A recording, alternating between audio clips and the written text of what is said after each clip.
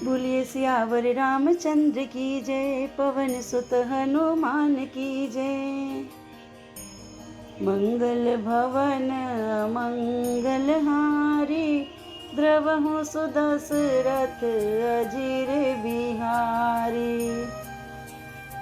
सब जानत प्रभु प्रभुता सोई, तदपि कहीं बिनु राहन कोई। तहाँ वेद अस कारण राखा, भजन प्रभाऊ भांति बहु भाषा। यद्यपि प्रभु श्री रामचंद्र जी की प्रभुता को सब ऐसी अकथनीय ही जानते हैं, तथापि कहे बिना कोई नहीं रहा। इसमें वेद ने ऐसा कारण बताया है कि भजन का प्रभाव बहुत तरह से कहा गया है, अर्थात भगवान की महिमा का पूरा वर्णन तो कोई कर नहीं सकता, परंतु जिससे जितना बन पड़े उतना भगवान का गुणगान करना चाहिए, क्योंकि भगवान के गुणगान रूपी भजन का प्रभाव बहुत ही अनोखा है। इसका नाना प्रकार से शास्त्रों में वर्णन है। थोड़ा सा भी भगवान का भजन मनुष्य को सहज ही भवसागर से तार देता है। एक अनीहय रूपय नामा, अज सचिदानंद परिधामा। व्यापक विश्वरूप भगवाना, तेहि धरि देह चरित कृत नाना। जो परमेश्वर एक हैं, जिनकी कोई इच्छा नहीं है, जिनका कोई रूप और नाम नहीं है, जो अजन्मा सच्चिदानंद और परम धाम है, और जो सब में व्यापक एवं विश्व रूप है, उन्हीं भगवान ने दिव्य शरीर धारण करके नाना प्रकार की लीला की है। सो केवल भगतन हित लागी, परम कृपाल प्रणत अनुरागी। जेहि जन पर ममतायति छोहु, जेहि करुणा करी कीन्हन को। वह लीला केवल भक्तों के हित के लिए ही है, क्योंकि भगवान परम कृपालु हैं और शरणागत के बड़े प्रेमी हैं। जिनकी भक्तों पर बड़ी ममता और कृपा है, जिन्होंने एक बार जिस पर कृपा कर दी, उस पर फिर कभी क्रोध नहीं किया। गरीब होर गरीब निवाजु, सरल सबल साहिब रघुराजु। बुध बर नहीं हरि जस यस जानी, करहि पुनीत सुफल निजवानी। वे प्रभु शिवनाथ जी गई हुई वस्तु को फिर प्राप्त कराने वाले, गरीब नवाज, दीन बंधु, सरल स्वभाव, सर्वशक्तिमान और सब में सबके स्वामी हैं। यही समझकर बुद्धिमान लोग उन श्री हरि का यश वर्णन करके अपनी वाणी को पवित्र और उत्तम फल, मोक्ष और दुर्लभ भगवत प्रेम देने वाली बनाते हैं। तेहि बल में रघुपति गुण गाता, कहियहु नाई राम पद माता। मुनि न प्रथम हरि कीरति गाई, तेहि मग चलत सुगम मोहि भाई। उसी बल से महिमा का यथार्थ वर्णन नहीं, परंतु महान फल देने वाला भजन समझकर भगवत कृपा के बल पर ही मैं श्री रामचंद्र चरणों में सिर नवाकर शिवनाथ जी के गुणों की कथा कहूँगा। इसी विचार से वाल्मीकि, व्यास आदि मुनियों ने पहले हरि की कीर्ति गाई है। भाई, उसी मार्ग पर चलना मेरे लिए सुगम होगा। अति अपार जय सरित बर, जो निपसे तु कराही। चढ़िया पिपील कऊ परम लघु, बिनु श्रम पार ही जाए। जो अत्यंत बड़ी श्रेष्ठ नदियाँ हैं, यदि राजा उन पर पुल बंधा देता है, तो अत्यंत छोटी चींटियाँ भी उन पर चढ़कर बिना ही परिश्रम के पार चली जाती हैं। इसी प्रकार मुनियों के वर्णन के सहारे मैं भी श्री राम चरित्र का वर्णन सहज कर सकूँगा। देवी पूजी पद कमल तुम्हारे, सुर नर मुनि सब हो ही सुखारे। यही प्रकार बल मन ही दिखाई, करिहूँ रघुपति कथा सुहाई।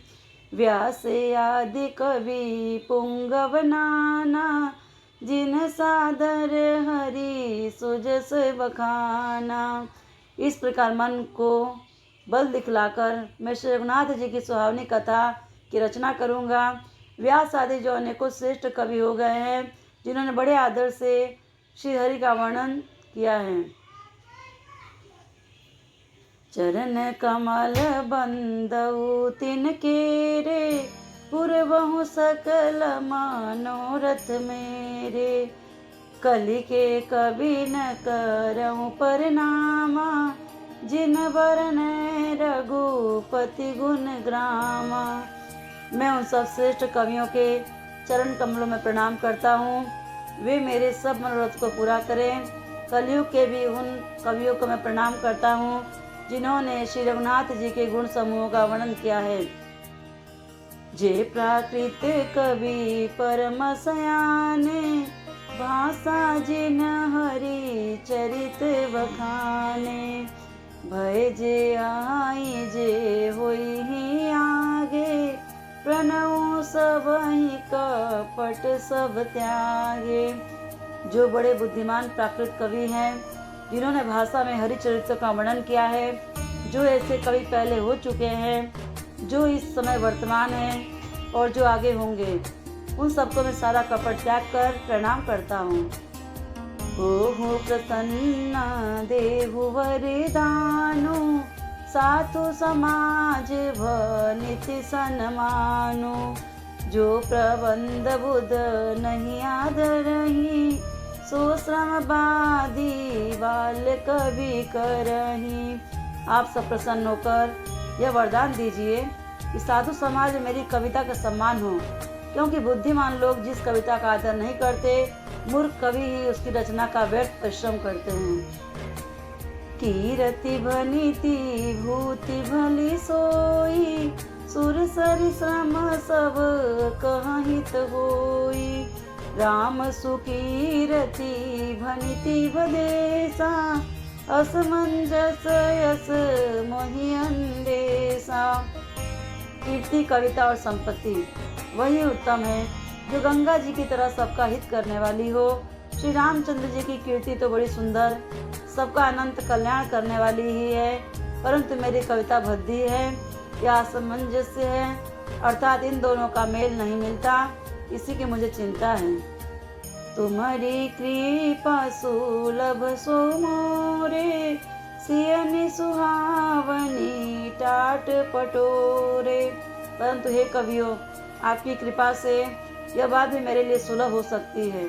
रेशम की सिलाई टाट पर भी सुहावनी लगती है। सरल कवित किरति विमला, सोई आदर ही सुजान। सहज बयर बिसराई रिपु, जो सुनि करहि बखान।